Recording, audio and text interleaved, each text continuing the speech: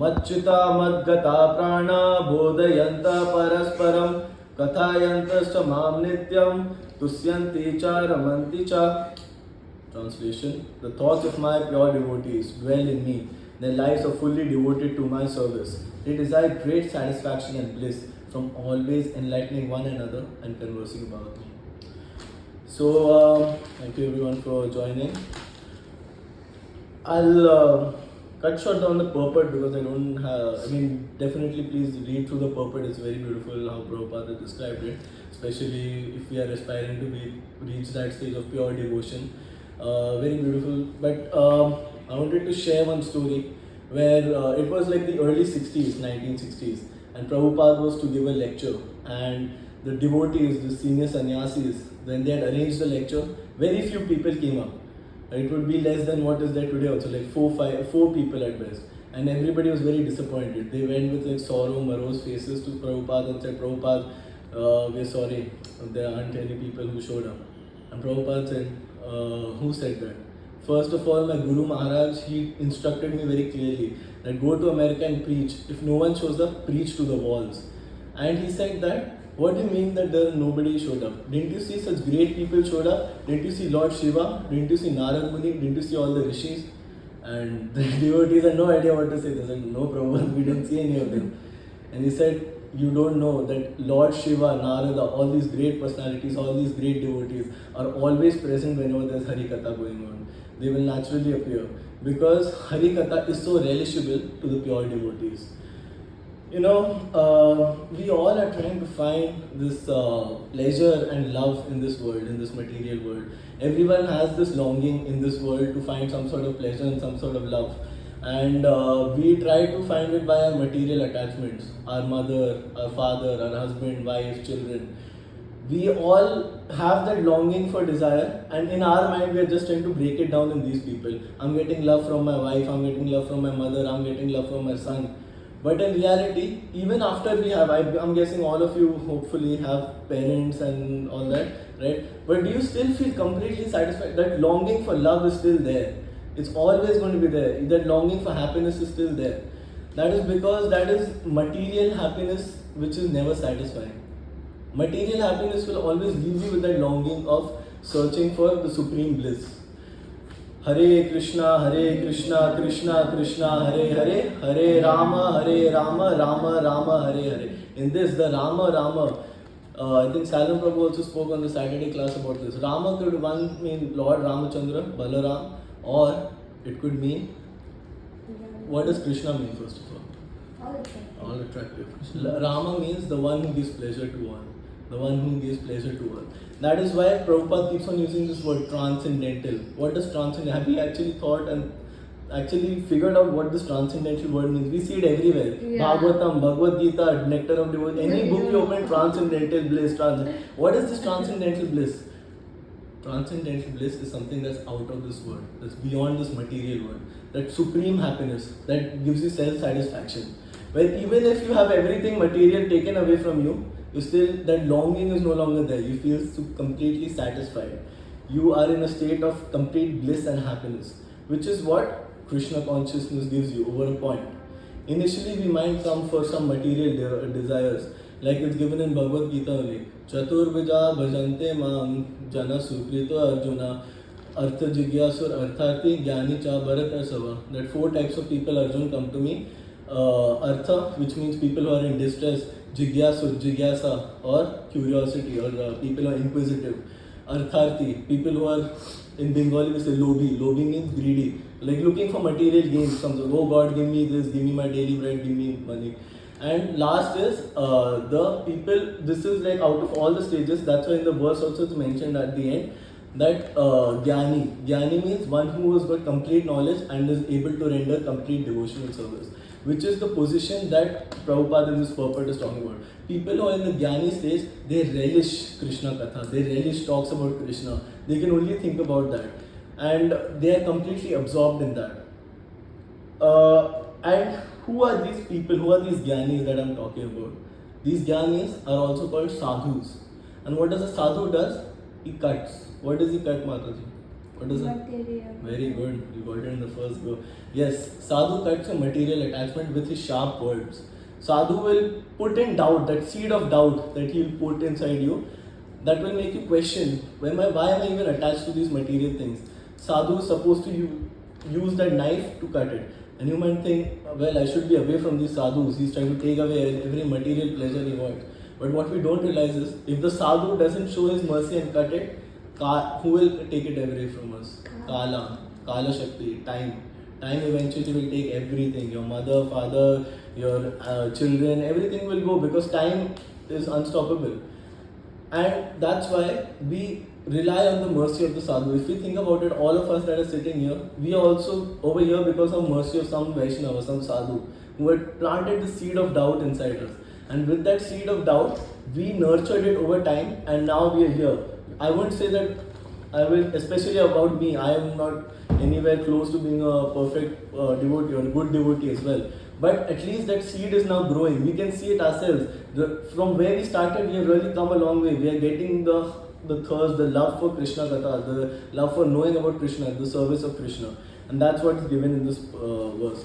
You might think that the sadhu, why is he cutting away our material attachments?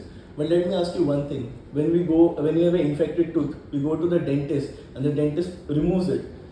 We pay him money to do that. Why? Because he's removing something which could cause even more damage in the future, something that should not be there with us anymore.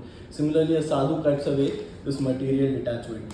And one interesting thing, I don't know if I have time to share this, but I definitely want to share this. It's very interesting.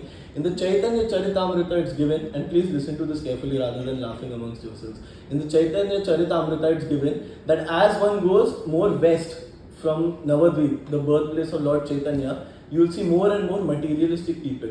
And if we think about it, this is actually true. Now I'll give you an example. Navadvip is in Bengal, in India. Let's take India, Nepal, that entire subcontinent as one.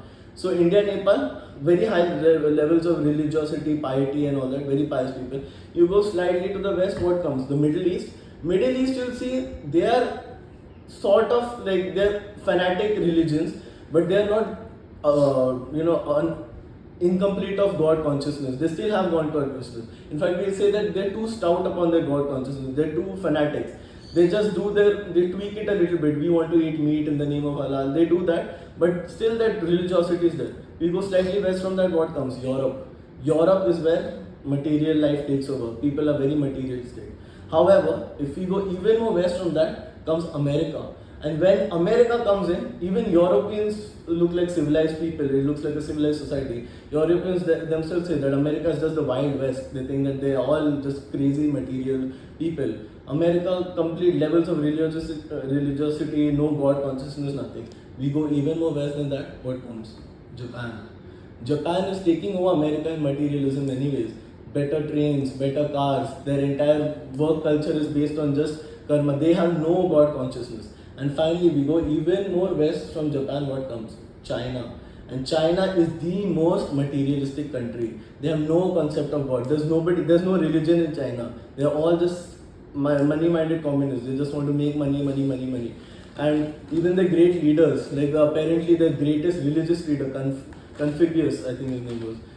He was not actually a religious leader because he never spoke about God. His entire moral and principle, he was a moralist. Oh, do good things to others and try to work hard. Your fate is in your own hands. That was his teaching. Nothing about God. So we can see how true our scriptures were about all these things. This was made 500 years ago, this prediction. We can see it right in front of our eyes. We must think what these sadhus have gone through. Like Prabhupada, when he came, 2 heart attacks in the ship. He had one contact who took him to Philadelphia. Over there, they were all meat eaters. He cooked for his own. Then he said, I will travel to New York because this place is good for nothing. There's nobody to preach over here. He went to New York. Where did he go in New York? Bowery Street, the place full of drug addicts and drunkards. He had a small loft and he had to cross over 3 drunkards lying on the floor to reach his house. Once he was sharing a room with a drug addict who overdosed on drugs and was about to kill Prabhupada. He had to run with his one manuscript, he ran. That's how much struggle he went through. And the best part about it is, Prabhupada was once sitting in a park and there was one American who really took interest in this old Indian saint. He found him very interesting and he liked the way he was speaking. And in America, they had no exposure to sadhus. They didn't know what sadhu is. They never had somebody talk so nice things to them before. So he spoke to Prabhupada, and Prabhupada was all, talking big things about this great movement that's coming up and how there are going to be temples and deities and places of education and how the world is completely going to change. And this American got very interested. He said, "Wow, where is all of this?" He said, "All of this exists. However, it's covered by time." That means we should see how visionary he was. He already saw all of that as a reality. He always saw the Hare Krishna movement as a reality. And he had so much faith and trust in Krishna. And that is what we understand, that these devotees of Krishna, these sadhus who are ready to cut our material attachment, are going through so much sacrifice. Why? Because they know the transcendental bliss, the taste, the amount of ananda that you get. We think, and that's why we keep on saying, like, sacrifice everything to Krishna, surrender to Krishna, become a servant of Krishna. Servant, sacrifice, surrender. These don't sound like positive words. These don't sound like something we willingly do, right? Nobody of us want to become a servant, like if you think in material terms. But what does surrender mean to Krishna actually? Surrender your body, surrender your mind, surrender your intelligence. Give everything on to Krishna. And why? Because Krishna doesn't take away anything from you. If you give away your body to Krishna, it's not like he'll kill you. If you give away your mind to Krishna, it's not like you'll become crazy. He returns everything back to you, but he makes it even better, more enhanced, more spiritualized. Your body, we see so many Hare Krishnas, the glowing skin, the mind is always full of ananda, full of bliss, always looking at how to, their intelligence is trained in such a way, how do I serve Krishna, knowingly or unknowingly. Even by chanting, somebody is walking by, they're hearing the sound vibration, we are doing service to Krishna. Our mind, intelligence, body, everything, once we surrender it to Krishna, Krishna enhances it to reach this supreme abode, to get out of this material bondage. This knife that the sadhu has used to cut our material attachments has now elevated us to that position. And then we can relish everything about Krishna consciousness. And did I miss anything? Yeah, one very interesting thing that was given the purport and is given in Chaitanya Charitamrita was also Brahmanda Brahmite Krishna Kauna Bhagyavan Jiva. Brahmanda Brahmite Kauna Bhagyavan Jiva. Guru Krishna Prasade Paye Bhakti Lata Bija. What does Bhakti Lata Bija mean? The seed of devotion.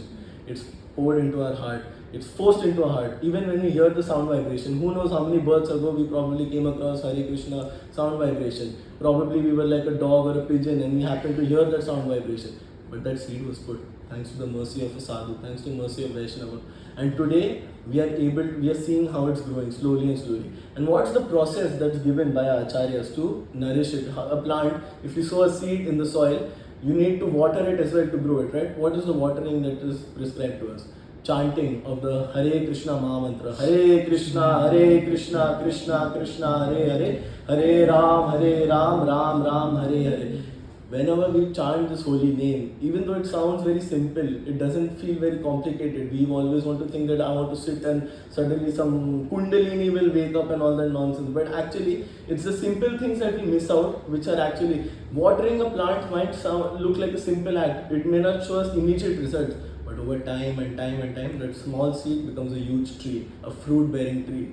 And such a beautiful way they have described in this purport is that devotional service is like a seed sown in the heart of a living entity. He goes on hearing and chanting Hare Krishna, Krishna Krishna, Hare Hare, Hare Ram, Ram Ram, Hare Hare, and the seed fructifies. It eventually grows up. It grows so tall, this tree, that it breaks through this material world. It passes through the Brahma Jyoti, effulgence of Lord. And finally, this tree reaches so high that it goes into the Goloka Vrindavan, the highest planet in the universe.